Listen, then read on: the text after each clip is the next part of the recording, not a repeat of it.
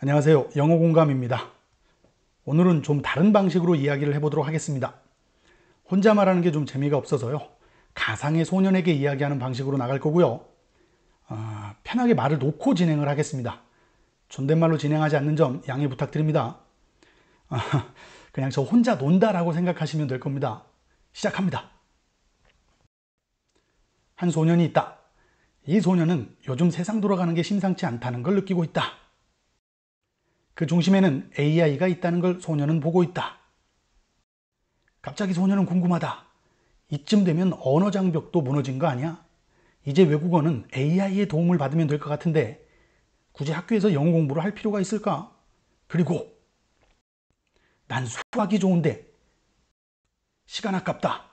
영어 공부하는 데 쓰는 시간 좋아하는 과목에 투자하면 더 좋을 것 같은데 지금 시점에서 또는 앞으로 영어 공부가 왜 필요한지 모르겠다. 자, 이런 생각을 하는 친구가 내게 찾아와 묻는다. 아저씨 생각은 어떤가요? 질문이 참 멋있다. 근데 이 질문이 좋은 질문이기는 하지만 입시 영어라는 틀 안에서 만들어진 질문이기도 해. 내 질문에 대한 나의 생각을 난 강의로 말해 볼 테니까 영어 공부에 대한 필요 여부는 너가 생각해 보도록 해. 알았지? 자, 시작해 볼까? 너 수학 공부가 좋다고 그랬지? 내가 AI한테 좀 재밌고 유치한 질문을 너 대신 해봤어. 두 아이의 재능과 노력이 비슷하다면 수학만 공부하는 아이와 수학과 영어를 공부하는 아이 둘 중 누가 더 수학을 잘할 확률이 높겠는가? 지금 너 상황에서 나올 수 있는 재밌는 질문이지. 과연 AI는 뭐라 대답했을까? 볼까? 이렇게 대답하네. 시간 관계상 내가 정리를 해서 보여줄게. 대략 이런 말들에 집중해서 보면 이렇게 볼 수 있겠지. 제2 언어 학습, 그러니까 외국어인 영어를 학습한다는 건 인지 능력 향상과 연결된대. 그러면서 동시에 문제 해결 능력, 주의력, 기억력 등을 언급했는데 너 혹시 치매를 예방하는 데 외국어 학습이 좋다는 말 들어봤니? 인지 능력, 문제 해결 능력, 주의력, 기억력 이런 이유 때문에 외국어 학습이 치매 예방에 좋다는 말을 하는 거겠지. 재밌지? 계속 보면 패턴 인식, 논리적 사고, 디테일에 대한 주의력. 자, 여기 나와 있는 모든 말들은 수학을 공부하는 데 필요한 능력들 아니면 수학을 공부하며 키울 수 있는 능력들이겠지. 물론 당연히 수학을 꼭 공부해야만 키울 수 있는 능력들은 아니겠지. 어쨌든 이런 능력들을 향상시키는데 외국어 학습이 도움을 준대. 그렇다면 당연히 수학과 외국어 학습이 연결될 수밖에 없는 거 아니겠니? 물론 수학을 잘하기 위해 꼭 외국어를 학습해야 된다는 말은 아니겠지, 상식적으로. 다시 말하면. 자, 그럼 이제 이렇게 생각해 보자.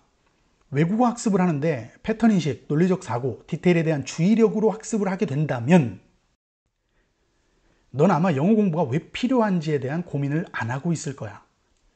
너가 좋아하는 수학만큼 영어도 재밌을 테니 말이지. 자, 이제부터 내 말이 사실인지 아닌지 증명을 해야 되겠지. 지금부터 내가 풀어가는 이야기를 잘 봐. 자, 시작한다.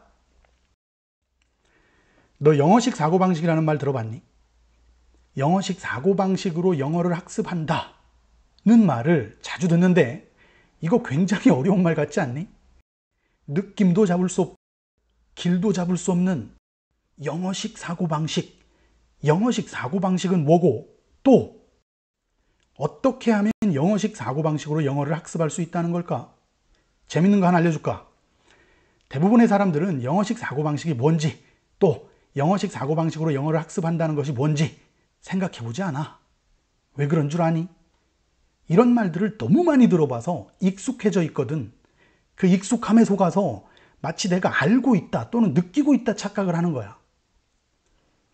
물론 영어식 사고방식이 뭔지 정해진 답은 없어. 하지만 적어도 자기만의 정답을 찾아내기 위해서는 이 말이 무슨 말인지 모른다라고 인지 또는 인정을 해야 되는데 그 익숙함에 속아서 모른다라고 인정하기가 쉽지 않은 거야. 이제부터 내가 영어식 사고방식이 뭔지, 또 영어식 사고방식으로 영어를 학습한다는 것이 뭔지 내 생각을 너한테 보여줄 테니까 잘 봐. 내가 어떻게 썰을 풀어가는지 그 과정을 잘 봐줬으면 좋겠다. 자, 영어식 사고방식이라는 말이 무슨 말인지 알아보자. 빛과 어둠, 삶과 죽음, 슬픔과 기쁨, 한쪽이 존재하지 않으면 다른 한쪽은 존재할 수 없는 말들이지. 빛이라는 말이 있어야 어둠이라는 말이 존재한다는 거지. 삶과 죽음, 슬픔과 기쁨도 마찬가지고. 자, 이 관점으로 영어식 사고방식이라는 말을 보면 어떤 말이 떠오르니? 아니, 떠올라야 되겠니? 당연히 한국어식 사고방식이겠지. 여기서 재밌는 거, 영어식 사고방식이 뭔지 영어 잘하는 원어민들에게 물어본들 답을 얻기가 힘들 거야. 왜냐면 반대로 너 자신한테 물어봐. 한국어식 사고방식이 뭔지. 쉽게 대답할 수 있겠니? 아니지. 그 느낌이 바로 영어식 사고방식이 뭔지 질문을 받는 원어민들의 느낌일 거야. 가끔 무슨 원어민이 모든 걸 다 알고 있다 생각하는 사람들이 있어 말해주는 거다. 다시 말하지만 우리는 지금 이 측면에서 언어를 분석해 보는 거야.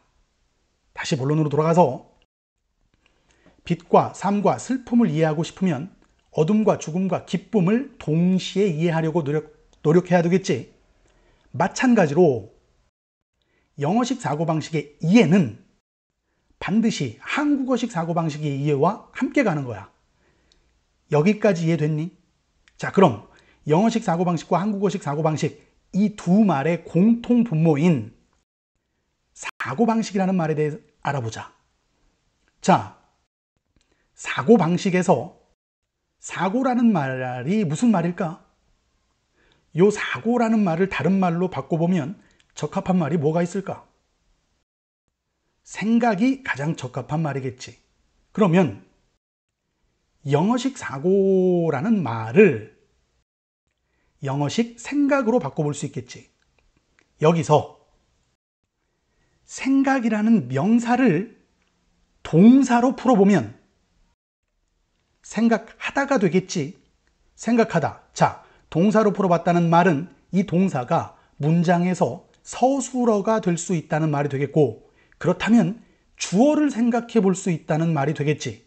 자, 누가 생각을 하는 걸까? 영어식 생각. 영어가 생각하는 거니? 아니겠지. 생각을 하는 주체는 누굴까? 당연히 영어를 쓰는 사람들이겠지. 쉽게 말하면 원어민들. 자, 다시 돌아가 볼까? 분석해보면 영어식 사고방식이라는 말은 영어를 쓰는 사람들이 생각하는 방식을 말하는 거야. 그런데 이 말 뭔가 확실히 와닿지 않지. 조금 더 들어가 볼까? 생각하는 방식에서 생각하다는 말을 바꿔볼 다른 말은 없을까?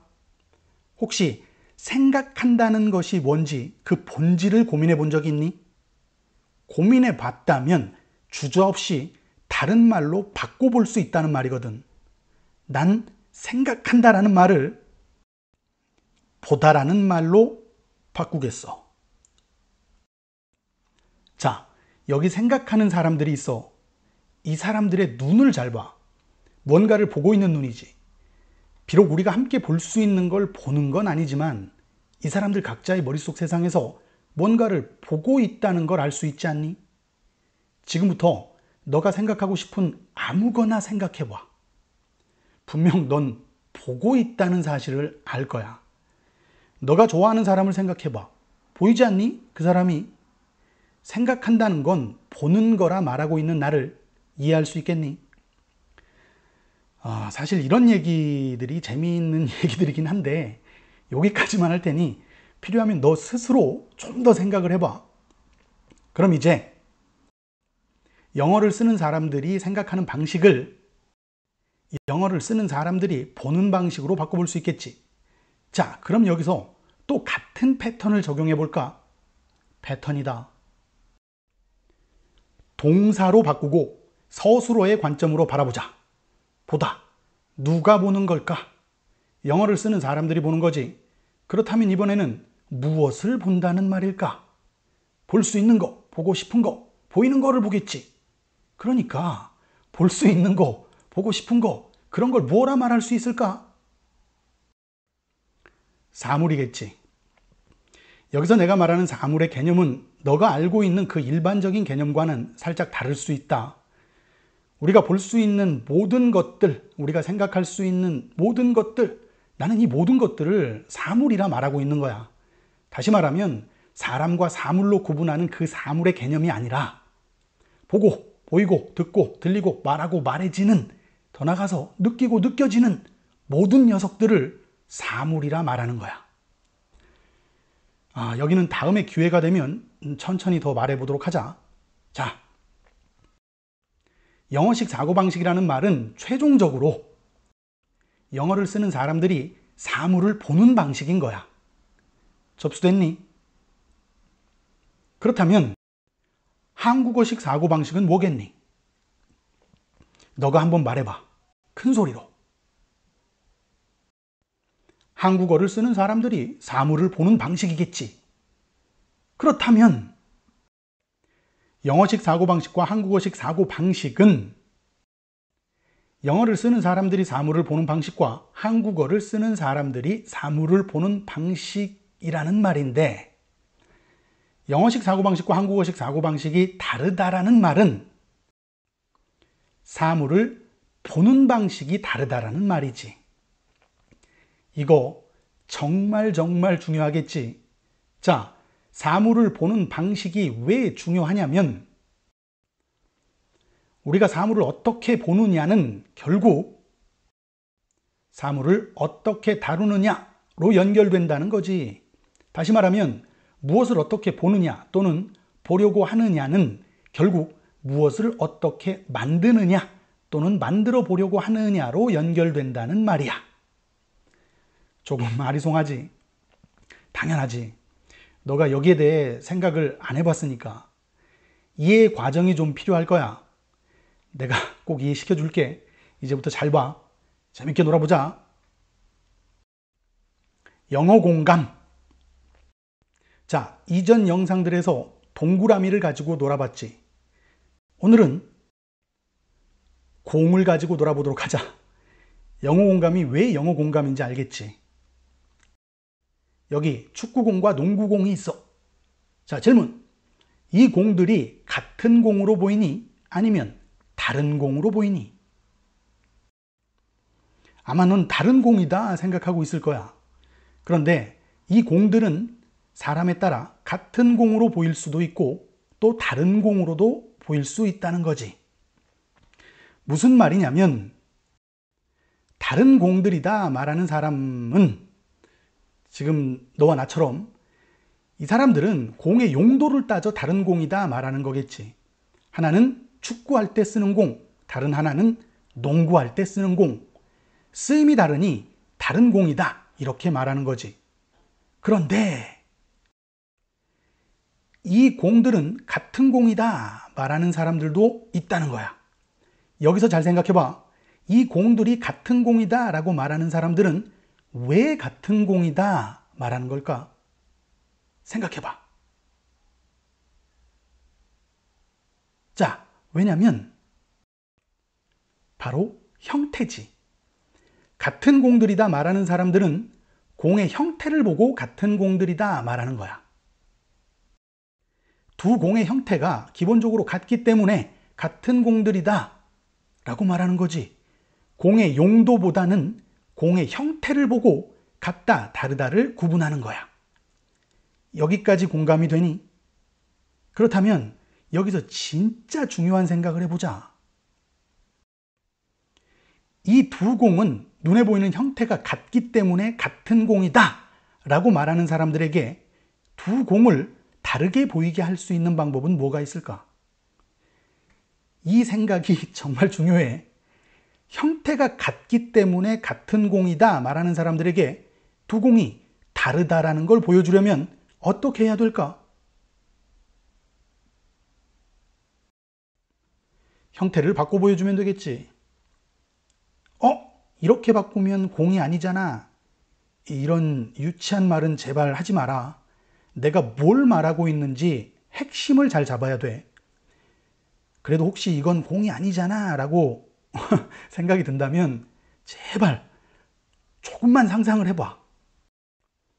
이렇게 생긴 농구공이 이렇게 바뀔지 누가 알겠냐. 로봇들이 농구하기에 딱 좋게 생겼지.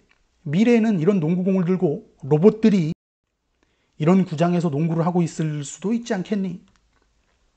너의 상상력을 펼쳐봐. 나의 상상력은 늘 이런 식이다. 자, 재밌지?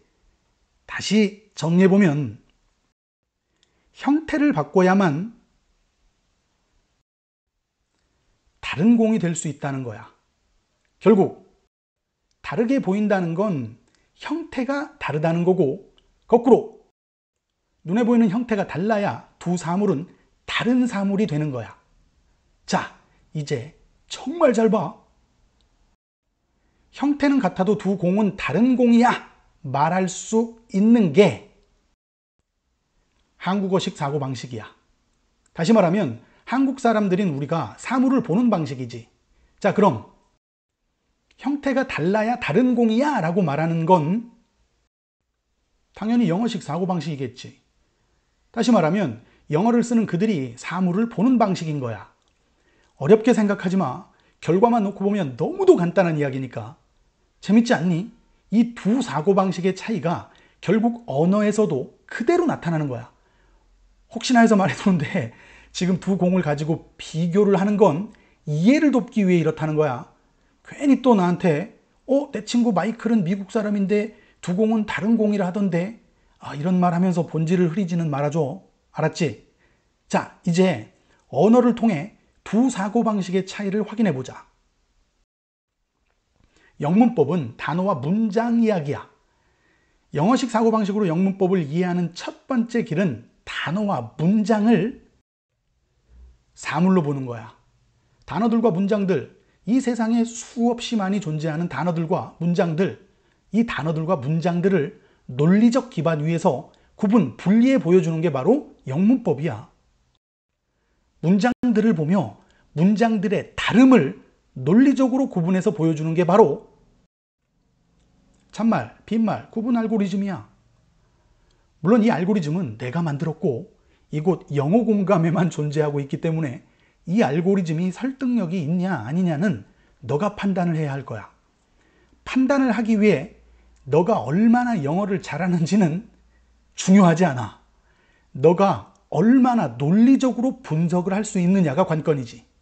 자, 다시 볼래? 말들은 참말, 약한 참말, 빈말들로 구분돼. 이 말은 문장들은 참말, 약한 참말, 빈말로 구분된다는 거겠지. 이건 한국어나 영어나 마찬가지야. 영어만 해당하는 논리가 아니라는 말이지. 참말과 빈말 우선 보자면 두 말은 분명 다른 말이지. 다른 말이니까 구분했지. 맞지? 두 문장은 분명 다른 문장이야. 자, 영어식 사고방식으로 생각해봐. 두 문장들은 다른 문장들이기 때문에 두 문장들의 형태는 달라야 한다 생각하겠지. 그러니 당연히 문장들을 형태로 구분하는 거야. 참말과 빈말의 형태가 같아서는 안 된다가 영어식 사고방식인 거야. 기억나니? 앞에서 아저씨가 보여줬던 내용이야. 상황을 1, 2로 나누고 참말과 빈말을 구분했었지. 직설법과 가정법을 구분했었다는 말이다. 참말, 직설법, 빈말, 가정법은 분명 다른 말이야. 참말과 빈말은 분명 다른 말이지만 우리말은 이 둘을 문장의 형태로 구분을 안 한다고 했지. 참말일 때도 나 거기 갈 거야. 빈말일 때도 나 거기 갈 거야. 눈에 보이는 참말과 빈말의 형태가 같지. 그치? 하지만 영어는 참말과 빈말은 다른 말이기 때문에 둘을 다른 형태로 구분한다 했지. 여기서는 will과 would를 써서 참말 문장의 형태와 빈말 문장의 형태를 구분하는 거지. 이제 매치가 되니? 한국어와 영어가 왜 이렇게 다른 특성을 보이고 있는지 느껴지니? 사물을 어떻게 보느냐는 결국 사물을 어떻게 만들어내느냐와 연결되는 거야. 다시 한번 잘 봐. 비록 두 공의 형태는 같아도 두 공의 쓰임으로 다름을 구분하는 우리 한국 사람들, 문장도 마찬가지야. 비록 참말과 빈말의 형태가 같아도 상황을 파악해 두 문장은 다른 문장이다 구분할 수 있는 거지. 이것이 바로 한국어식 사고방식인 거야. 반대로 두 공의 눈에 보이는 형태가 달라야만 다른 공이다 말하는 그들, 참말과 빈말은 다른 말이기 때문에 반드시 두 문장의 형태도 달라야 한다 생각하는 거야. 눈에 보이는 형태가 달라야 다른 말이다 이렇게 생각하는 거거든. 이것이 바로 영어식 사고방식이야. 이해되니? 이렇기 때문에 영문법에 가정법이라는 게 있는 거야. 느낌이 어느 정도 왔니? 너무 중요하니까 다시 반복해서 정리해 줄게. 한국어, 영어 할 거 없이 모든 문장들은 참말과 빈말로 구분된다. 이건 두 언어가 가지고 있는 공통점이지. 하지만 문장들의 형태에서 두 언어는 아주 다른 차이를 보인다. 우리말은 참말과 빈말의 형태를 구분하지 않지. 좀 더 정확히 말하면 서술어의 형태로 구분하지 않는다는 말이야. 참말일 때도 갈 거야. 빈말일 때도 갈 거야. 똑같이. 뭐가? 그 형태가. 눈에 보이는 형태가. 그렇지? 하지만 영어는 달라. 참말일 때는 will go, 빈말일 때는 would go. will과 would로 참말과 빈말의 눈에 보이는 형태를 구분해주고 있지. 형태가 달라야 다른 공이다 말하는 사람들, 그 사고방식을 언어에서도 그대로 보여주고 있는 거야. 참말과 빈말을 형태로 구분하며 말이지. 형태가 달라야 다른 말이 되는 거니까. 다시. 형태와는 상관없이 사물의 차이를 구분하는 사람들의 언어, 한국어. 형태가 달라야 다른 사물이다 구분하는 사람들의 언어, 영어. 자, 형태에 이렇게 집착하는 사람들이 참말과 빈말을 형태로 구분하지 않는다는 건 있을 수 없는 일 아닐까? 다시 말해줄까? 영문법에 가정법이라는 파트가 있는 이유, 또 대한민국 사람들인 우리에게 가정법의 이해가 당연히 힘들 수밖에 없는 이유, 좀 더 나가서 조동사의 활용이 어려운 이유가 바로 이 차이 때문에 그런 거야. 이 사실을 보고 있는 너, 이 사실을 인지하고 있는 너, 너의 머리는 이제 달라질 거야. 영문법의 내용들을 암기가 아니라 이해하고 받아들일 수 있을 테니까. 또한 왜 어떤 현상들이 벌어질 수밖에 없는지 패턴도 만들어낼 수 있을 거야. 한번 볼까? 내 말이 맞는지 아닌지. 혼돈과 질서의 공존, 문제 하나 낼 테니 같이 생각해 보자. 이 문장을 영어로 하면 어떻게 될까? 머리를 너무 열심히 굴리지 말고 그냥 생각나는 대로 말해봐. 빨리. 요렇게 나오지 않았니? 내가 지금까지 이 질문을 수없이 많이 던졌는데 이건 뭐 거의 99%였어. 답이 잘못됐다고 말하는 게 아니야. 잘했어. 그런데 말이야. 우리 한번 의문문에 대해 생각이라는 걸 해보자. 의문문이 뭔지는 알지. 물어보는 문장이지. 모르거나 궁금하거나 알고 싶거나 할 때 물어보는 문장이 의문문이지. 맞지? 이거 모르는 사람은 없겠지. 그래서 의문문에는 이렇게 물음표가 붙지. 그런데 비록 형태는 의문문이지만 의문문이 아닐 수도 있는 의문문이 있어. 혹시 어떤 의문문들이 그런지 느낌이 오니? 자, 보자. 친구한테 무슨 말을 했는데 이 친구가 자꾸 내 말을 안 믿어. 그래서 이 친구한테 이렇게 말하네. 내가 너한테 왜 거짓말을 해? 자, 이 상황에서 이 말 어떠니? 순수한 의문문이니? 몰라서 궁금해서 알고 싶어서 묻는 말이니? 아니지. 거짓말 아니야 또는 사실이야 라는 말을 이렇게 하는 거잖아. 이 문장은 비록 형태는 의문문이지만 의미는 의문문이 아니지. 그렇지? 다른 문장 하나 더 보자. 느낌 잡아봐. 영화나 드라마에서 볼 수 있는 말이야. 두 사람은 친구야. 근데 한 친구가 큰 잘못을 해서 둘의 관계는 완전히 틀어져 버렸어. 좀 더 극적으로 한 친구가 죽을 죄를 졌거든. 그런데 어느 날 이 죽을 죄를 진 친구가 아무 일 없었다는 듯이 피해본 친구 집에 놀러 왔네. 자, 어이가 없겠지. 현관 앞에서 놀러 온 이 친구를 보자마자 버럭 화를 내면서 하는 말이야. 너가 어떻게 여기 올 수 있어? 상황을 좀 더 세게 만들고 싶지만 이 정도로 할게. 자, 다시. 너가 어떻게 여기 올 수 있니? 이 상황에서 이 말은 어떠니? 순수한 의문문이니? 어떻게 여기에 왔는지 궁금해서 물어보는 의문문이 아니지. 문장의 형태는 의문문이지만 내포하고 있는 의미는 조금 과장해보자. 꺼져. 이 말 아닐까? 느낌 오니? 이 말을 듣는 친구가 꺼지라는 말 뜻으로 한 이 말을 진짜 순수 의문문으로 받아들이면 경우에 따라서는 진짜 웃기겠지. 하나만 더 볼까? 자, 헤어진 연인이 결혼을 한대. 사실 헤어진 게 아니라 차인 거야. 주변 친구들이 장난삼아 물어보네. 야, 너 전 남친 혹은 여친 결혼식에 안 가냐? 그래서 말하는 거야. 내가 거기에 왜 가? 예문이 너무 그러냐? 어쨌든 느낌 오지? 이 상황에서 이 말은 결국 안 갈 거라는 말이잖아. 그렇지. 비록 형태는 의문문이지만 의미는 의문문이 아니지.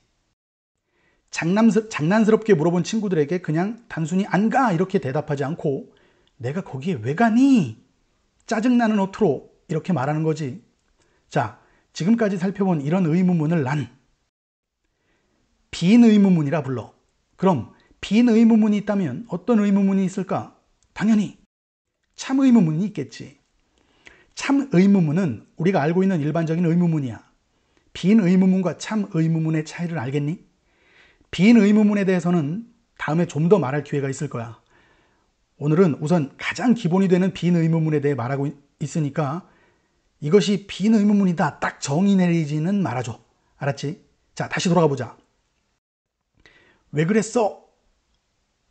라는 말 분명 이렇게 의문문으로 만들어 볼 수 있지. 참의문문과 빈의문문의 존재를 둘로 나눠보기 전까지는 말이지.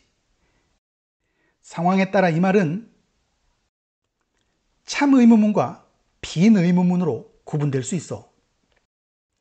지금 논리 동안 참말, 빈말 구분 알고리즘이야.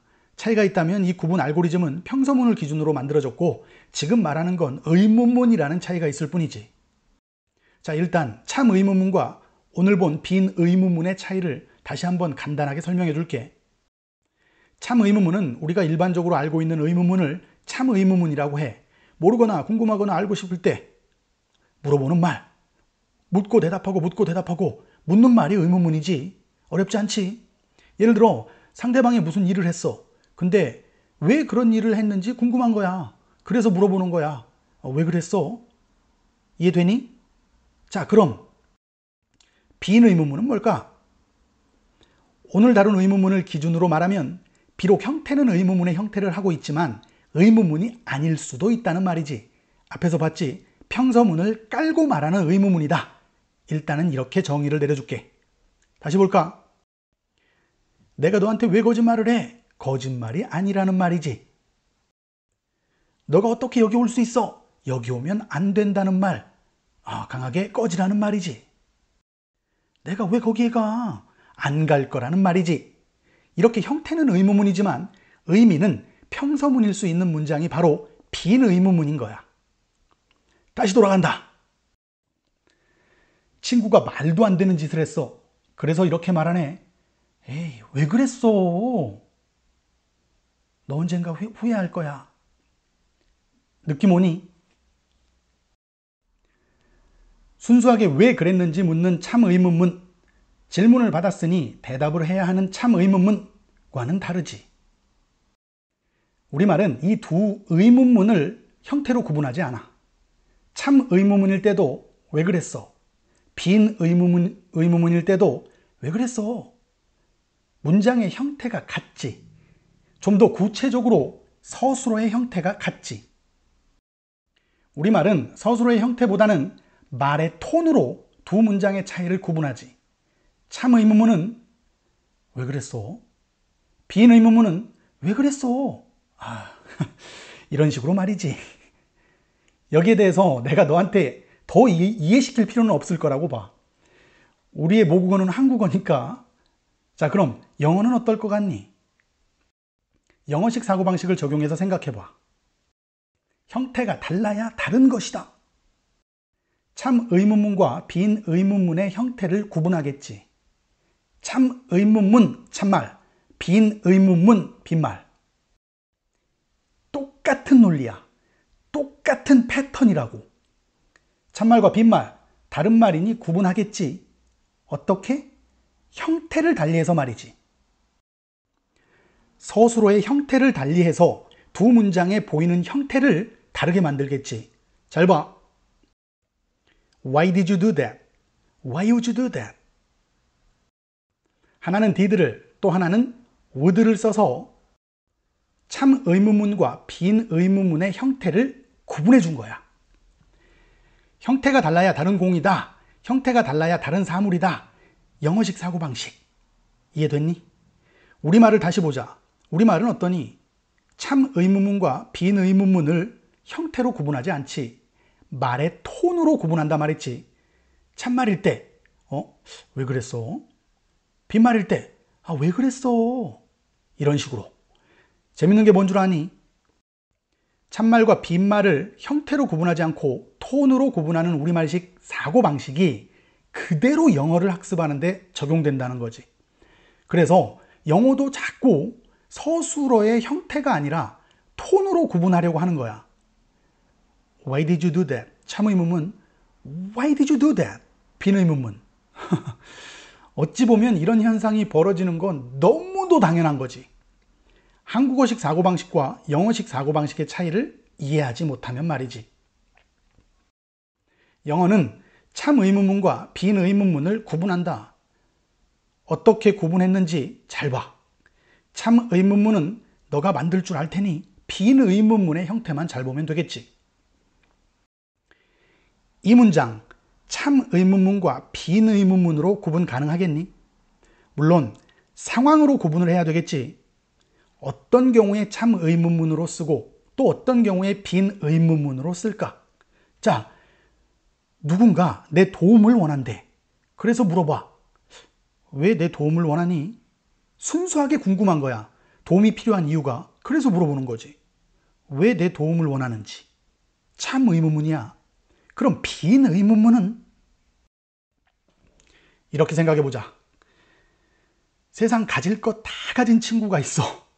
그런데 그 친구가 내 도움이 필요하다고 하네. 헐, 놀람과 의심이 들며 믿겨지지가 않겠지. 그래서 말하는 거야. 너가 왜 내 도움을 원해? 이런 식으로 말이지. 이 의문문에 깔린 의미는 그럴 리 없어. 말도 안 돼. 네가 뭐가 아쉬워서 내 도움이 필요해. 뭐 이런 의미겠지. 자, 영어는 이 두 의문문을 어떻게 한다고? 구분한다고. 그렇지. 어떻게 구분할까? 앞에서 패턴 봤지? 이렇게 구분하면 되겠네. 참 의문문과 빈 의문문. would라는 조동사의 쓰임이 좀 보이기 시작하니? 자, 오늘 의문문에 대한 이야기는 여기까지만 하고 다시 돌아가 보자. 말은 참말과 빈말로 구분된다. 문장들은 참말과 빈말로 구분된다. 형태가 같아도 다른 공이다 말할 수 있는 한국어식 사고방식. 참말과 빈말을 굳이 형태를 달리해서 구분하지 않는다. 하지만 영어는 다르다. 형태가 달라야 다른 공이다 말할 수 있는 영어식 사고방식. 참말과 빈말의 형태를 달리해서 구분한다. 좀 더 정확하게 말하면 서술어 자리에 있는 동사, 조동사의 형태를 달리해서 말들을 구분한다. 여기까지 이해가 됐지? 자, 그럼 이제부터 정말 잘 봐. 지금까지 오늘을 위해서 꾹꾹 참아왔던 이야기를 할게. 말은 참말과 빈말로만 구분되는 게 아니지. 또 누가 있을까? 약한 참말이 있지. 말은 참말, 약한 참말, 빈말로 구분될 수 있어. 분명 새 말의 의미와 그 의미가 보여주는 형태는 달라. 이 알고리즘이 어떻게 다른지 보여주고 있지. 이제부터 영어식 사고방식으로 생각을 해봐. 영어는 참말, 약한 참말, 빈말 이 세 말의 형태를 모두 구분하고 싶겠지. 어떻게? 참말과 빈말을 구분하는 방식 그대로 서술어 자리에 있는 동사, 조동사의 형태로 구분하고 싶겠지. 그런데 구분을 하고 싶어도 할 수가 없어. 왜 그럴까? 아쉽게도 동사의 형태는 두 개밖에 없기 때문이지. 앞에서 봤지? 동사의 형태. 조동사의 형태도 마찬가지야. 두 개밖에 없어. 진짜 재밌지 않니?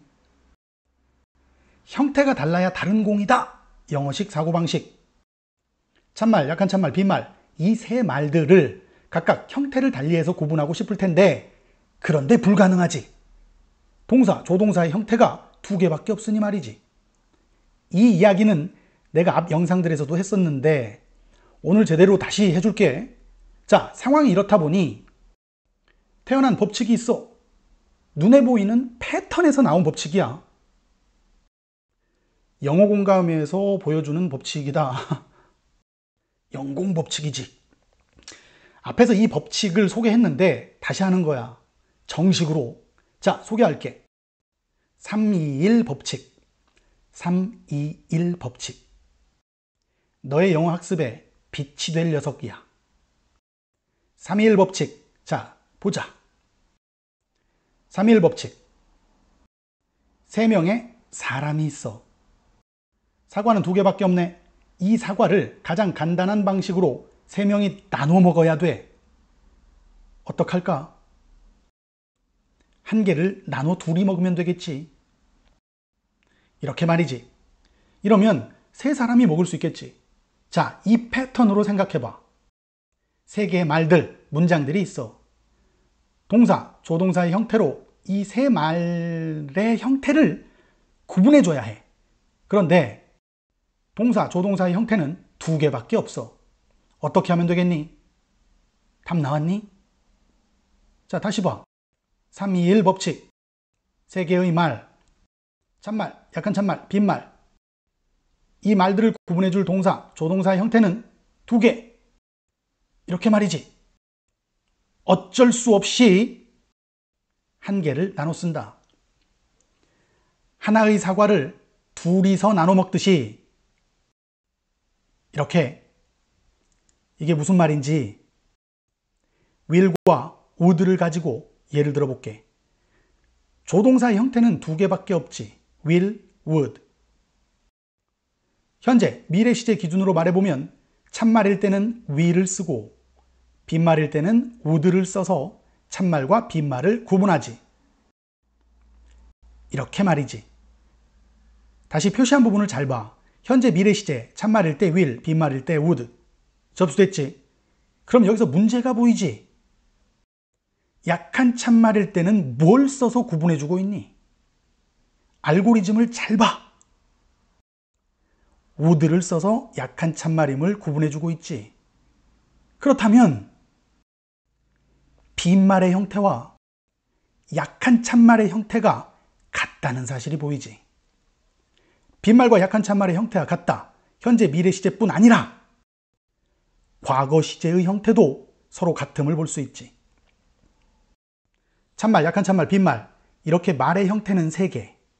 하지만 이 말들을 구분해줄 동사, 조동사의 형태는 2개. 그래서 1개를 나눠 쓰고 있는 모습을 보고 있는 거야. 약한 참말과 빈말이 우드를 나눠 쓰고 있는 거지. 너도 쓰고 나도 쓰고. 다시 말하면 형태가 같은 녀석을 서로 같이 쓰고 있는 거야. 이해됐니? 지금 보고 있는 이 사실을 바탕으로 우리가 생각이란 걸 조금만 해보면 비논리적인 영문법 학습 방식이 보여. 자, 천천히 예를 들어볼까? would는 will의 과거형이다. 여기서부터 다시 살펴보면 이 말 자체는 문제가 있지. 이 말 자체는 문제가 많아. 약한 참말과 빈말의 현재 미래 시제에 쓰이는 would는 무시하고 참말 과거 시제에 쓰이는 would만 생각하고 말하는 게 바로 would는 will의 과거형이다 라는 말이야. 어떻게 보면 정말 무서운 말이지. 적어도 대한민국에서 영문법을 학습하는 사람들은 이런 식으로만 would를 정의하면 안 돼. 자, 그럼 분명 이렇게 생각하는 사람들이 있을 거야. 원어민이 쓴 책을 보면 would를 설명할 때 이런 말들이 보이던데, 여기서 보면 이 사람들도 would를 will의 과거형이다 뭐 이렇게 말하는 것 같은데 왜 would는 will의 과거형이다 라는 말이 문제가 있다는 거지?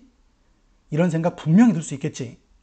여기에 대해서는 할 말이 정말 많은데 간략하게 말해보자면 우리는 원어민이 아니야. 착각하지 마. 우리가 한국어 문법, 국어 문법을 학교에서 배울 때를 생각해봐. 우리는 이미 우리말을 잘하는 단계에서, 특히 듣고 말하기를 잘하는 단계에서 국어 문법을 배웠지. 얘들도 마찬가지야. 영어를 잘하는 단계에서 문법을 배우겠지. 원어민들은 would를 뭐라 정의를 내리든 would의 용법이 혼동되지는 않는다고. 다시 말하지만 우리는 원어민들이 아니야. 우리는 말을 하고 듣기 위해서, 글을 쓰고 읽기 위해서 문법을 배우는 거라고. 따라서 would를 will의 과거형이다 라고만 알고 있으면 논리적인 학습 자체는 아예 불가능한 거야. 자, 보자. 실내화가 뭐니? 실외가 아니라 실내에서 신는 신발. 맞지? 그럼 핸드크림은 뭐니? 얼굴이 아니라 손에 바르는 크림. 사용 용도에 맞게 이름이 정해져 있지. 맞지? 과거형은 뭐니? 과거를 나타내는 형태 또는 과거를 말할 때 쓰는 형태 또는 과거 시제를 나타낼 때 쓰는 형태. 현재 미래가 아니라 과거 이렇게 과거와 연결되는 건 너무 당연한 거야. 맞지? 자, would는 will의 과거형이다 라고 정의를 내려주면 우리 머리가 과거 시제에는 would를 쓰는구나 이렇게 자연스럽게 인지를 한다고. 다시 말하지만 이건 너무도 당연한 거야. 과거라는 말이 보이니 누구나 그렇게 생각해야 정상인 거지. 이렇게 논리가 엉성하게 잡히면 이제 뭔가 이상하게 느껴지는 학습법을 만나게 되는 거야. 예를 들어볼까? 이런 문장에서 would like to 뭐뭐 하고 싶다 이렇게 외우라고 강요받지. 근데 이거 정말 웃기지 않냐? 이 문장은 현재, 과거, 미래, 언제를 말하는 문장이야. 현재나 미래를 말하는 문장이지. 근데 왜 과거형인 would를 쓰는 거냐? 현재나 미래를 말하는 문장에 왜 과거형인 would를 쓰냐고. 이런 의문이 생겨야 정상 아니니? 근데 그냥 외우라고? 도대체 논리는 어디 간 거야? 자, 봐. 논리적으로 보여줄게. 참말, 빈말 알고리즘에 이 문장들을 넣고 보면 이 문장들은 약한 참말이고 시제는 현재, 미래고 그래서 would를 쓰고 있는 거야. 그래서 would를 쓸 수 있는 거라고. 참말, 현재, 미래 시제 문장에는 will을 쓰고 빈말, 현재, 미래 시제 문장은 would를 써서 참말과 빈말의 형태를 구분해 주는데 약한 참말의 문장들은 참말과 빈말의 문장들과 구분을 해주고 싶어도 동사, 조동사의 형태가 두 개밖에 없으니 구분이 불가능한 거야. 어쩔 수 없이 약한 참말의 형태는 빈말의 형태와 겹치게 되는 거지. 그래서 would가 쓰이고 있는 거고, 빈말 현재 미래 시제도 would, 약한 참말 현재 미래 시제도 would. 이게 논리고 이게 패턴인 거야. 약한 참말과 빈말의 현재 미래 시제에 would가 쓰인다는 사실이 이렇게 버젓이 보이는데 어떻게 would는 위례 과거형이다 라고만 정의를 내릴 수 있겠니? 그래서 내가 보여줬지. 동사를 현재형, 과거형이라는 용어로만 구분하지 않아도 된다고. 자, 321 법칙으로 분석해보면 이렇게 비논리적인 방식들이 보인다고. 다시 말하면 321 법칙을 적용해보면 이 문장들은 약한 참말의 문장들이야. 그래서 현재 미래 시제의 문장들에 would가 쓰일 수 있는 거지. 약한 참말에도 would를 쓸 수 있고 빈말에도 would를 쓸 수 있고. 보이지? 이제 천천히 궁금함이 몰려오고 있을 거야. 그럼 약한 참말이란 무엇이란 말인가? 라는 궁금함이지. 사실 앞 영상들에서 난 약한 참말에 대해 다 이야기를 했어. 근데 아마 눈에 들어오지는 않았을 거야. 걱정하지 마. 다시 말해줄게. 오늘은 전체적인 원리를 보여주고 다음에 약한 참말에 대해 더 자세히 나가볼 거야. 자, 이번에는 과거 시제 문장들에 대해 좀 살펴보자. 사실 여기는 완료 시제를 살펴보고 다시 다뤄볼 거야. 우선 너가 일반적으로 배운 걸 기준으로 말해볼게. 여기 would have pp가 있어. 많이 봤지? 어디서 봤을까? 어디선가? 가정법 공부할 때 봤겠지? 이런 식으로 외웠을 거야. 과거에 일어나지 않았던 일에 대해 말할 때 would have pp를 쓴다. 이렇게 외웠겠지? 이 맥락으로 이렇게 세트로 외웠지? 맞지? 그런데 사실 이러면 안 되는 거야. 정말 비논리적인 거지. 이렇게 학습하면 언젠가 분명 벽을 만날 거야. 근데 사실 뭐 그래도 벽을 만나면 다행이지.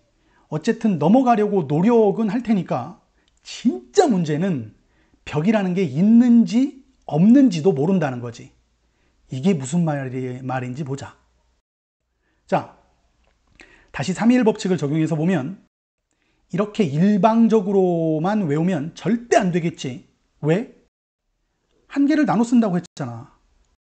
한 개의 형태를 둘이 나눠 쓰다 보니 참말, 약한 참말, 빈말로 구분되는 문장들에서 약한 참말과 빈말의 형태는 같을 수밖에 없는 거야. 다시 보여주면 빈말에 쓰이는 조동사의 형태가 약한 참말에도 쓰일 수 있다는 거지. 형태가 겹치는 거야. 의미는 다른데 형태는 겹친다는 말이지. 그러니 이런 식의 학습 방법이 위험할 수 있다는 거야. 이렇게 외우면 약한 참말의 would have pp라는 존재는 보이질 않게 되는 거지. 정말 무섭지 않니? 자, 솔직하게 너 자신에게 물어봐. 너는 약한 참말의 would have pp라는 존재를 알고 있는지? 만약 모른다면 벽이라는 게 있는지도 모르는 상태인 거야. 자, 다시 가볼까? 가정법이라 배운 would have pp가 들어간 문장을 보며 생각해보자. 나한테 물어봤더라면 말해줬을 것이다. 여기서 would have told, would have pp고 우리가 흔히 가정법의 would have pp로 알고 있지. 말해줬을 거라는 거지.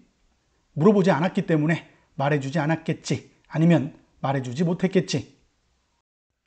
자, 영어 공감에서 제공하는 참말, 빈말 알고리즘으로 한 번 더 보면 빈말 과거에 해당하네. 문제가 없어 보이지? 자, 다음 문장들을 보자. 드라마 대사야. SF 드라마. 배경은 미래고 우주야. 우주에 표류하는 난파 우주선을 발견한 후 탐사원들이 그 우주선 내부로 들어가. 우주선의 상태를 보며 하는 말이야. 착륙선이 없네. 비상사태에 선원들이 들어간 극조원관을 싣고 발사됐겠지. 이 우주선에 어떤 일들이 벌어졌던 거겠지. 그래서 선원들이 착륙선으로 탈출했을 거라 추측하는 거고, 이 대사를 잘 봐. 빈말, 가정법의 말이 전혀 아니야. 우주선 안에 마땅히 있어야 할 착륙선이 없어진 걸 보고 발사됐을 거라 추측하는 거지. 우주선의 상태를 보고 아주 합리적인 확신을 가지고 추측을 하는 거야. 이 대사를 영어로 어떻게 표현했는지 볼까? 자, 이렇게 나왔어. 여기서 이 부분을 보자는 말이지. would have pp, 발사됐겠지. 빈말, 가정법하고는 전혀 상관없는 말이야. 추측하는 말, 확신하는 말이지. 발사됐겠지. 이렇게. 자, 그럼 참말, 빈말, 조동사 구분 알고리즘에 문장을 넣고 살펴보자. 여기서 would have pp는 알고리즘에 어디에 해당할까? 약한 참말, 과거 would have pp에 해당하겠지. 확실히 구분이 되지. 빈말 would have pp가 아니야. 비록 형태는 같지만 그 의미는 완전히 다르다고. 알겠니? 자, 좀 더 센 문장 하나 보여줄게. 영화 대사야. SF 영화야. 주인공, 이거 내 영화. 주인공이 과거로 가서 어린 시절에 자기 자신을 만난 거야. 과거의 자기 자신인 꼬마에게 내가 너라는 걸 증명하기 위해 말하는 거야. 그래, 내가 바로 미래에서 온 너야 하며 이렇게 말해. 우리말 정서로 다시 말해보면 엄마는 엘리고 아빠는 루이스지? 아빠는 1년 전쯤 돌아가셨을 거야. 이렇게 말하는 거야. 뒤에 더 대사가 있겠지. 소녀는 깜짝 놀라겠지. 낯선 사람이 자기와 주변에 대해 세세하게 다 알고 있으니까 말이지. 어쨌든 상식적으로 이 상황에서 나오는 말들은 빈말, 가정법이 있을 수 없겠지. 자신의 존재를 증명하기 위해서 사실만을 말하려고 노력을 할 테니까. 자, 이 말이 어떻게 영어로 표현됐을지 한번 보자. 이렇게 말했네. 여기서도 would have pp가 나왔네. 빈말, 가정법 문장이 아닌데 분명 would have pp가 나왔지. 알고리즘에 놓고 볼까? 여기서 would have pp는 약한 참말이고 과거 시제인 거야. 빈말, 가정법과는 전혀 다른 말이고 그 의미가 완전히 다르게 구분되지. 비록 형태는 같지만 말이지. 너무너무 중요해서 계속 반복해 줄게. 참말, 약한 참말, 빈말은 다른 말들이기 때문에 모두 다른 형태로 구분해주고 싶어도 할 수가 없는 거야. 이 말들을 구분하는 동사, 조동사의 형태가 두 개밖에 없으니 말이지. 결국 한 개를 나눠 쓸 수밖에 없는 거야. 따라서 약한 참말과 빈말의 형태가 같을 수밖에 없는 거지. 다음에 좀 더 자세히 설명하겠지만 약한 참말의 의미는 참말에 가깝고 형태는 빈말과 같기 때문에 적응하는데 꽤 힘들 수 있어. 일단 기억해도 의미는 참말에 가깝고 형태는 빈말과 같다. 알았지? 마지막으로 다시 보자. 약한 참말과 빈말, 현재 미래일 때 조동사의 형태가 같고 또 과거일 때 조동사의 형태, 좀 더 정확히 말하면 서술어의 형태가 같다는 걸 이 알고리즘이 보여주고 있지. 그러니까 결론은 이 형태들이 빈말, 가정법의 형태들이 아니라는 말이지. 빈말, 가정법만의 형태들이 아니라는 말이지. 생각을 해야 볼 수 있어. 패턴인식, 논리적 사고, 디테일에 대한 주의력 모두 생각을 바탕으로 이루어지는 거야. 지금까지 내가 보여줬으니 다시 한번 잘 생각해봐. 이런 식으로 정리하고 암기를 한다? 물론 영어를 학습하는데 도움이 되겠지. 그런데 패턴인식, 논리적 사고, 디테일에 대한 주의력이 결여된 방식인 거야. 아니다. 패턴과 논리와 디테일이 없는 방식이라 말하는 게 맞겠다. 이해되니? 조동사의 이런 형태들은 빈말, 가정법에만 쓰이는 형태가 아니라 약한 참말과 빈말에 쓰이는 형태들인 거야. 이제 너의 머리는 이런 형태의 조동사 또는 서술어의 형태는 최소 2가지 다른 경우에 쓰인다는 걸 인지했을 거야. 하나가 아니라 둘이라고 인지를 했을 거라고. 다시 영어식 사고방식으로 돌아와서 다르다는 건 형태가 다르다는 것이다. 거꾸로 형태가 달라야 다른 것이다. 약한 참말과 빈말 분명 구분되지. 두 말은 분명 달라. 어떻게 다른지 이제 부정과 긍정의 논리로 더 이상 설명은 필요 없겠지. 많이 했잖아. 알고리즘을 봐. 두 말은 이렇게 달라. 다르다라는 말은 결국 의미가 다르다라는 말이지. 약한 참말과 빈말. 영어식 사고방식으로 보면 재밌지. 의미가 다르기 때문에 구분하고 싶을 텐데 구분을 못하는 거잖아. 동사의 형태로 구분을 못하지. 왜? 동사의 형태는 2개밖에 없으니까. 약한 참말과 빈말의 형태는 같을 수밖에 없는 거지. 321 법칙 잘 생각해봐. 정말 재밌지 않니? 자, 영어식 사고방식과 321 법칙 곱씹어 생각해 봐야 된다. 그러면 다음 시간에 시제 이야기에서 다시 만나자.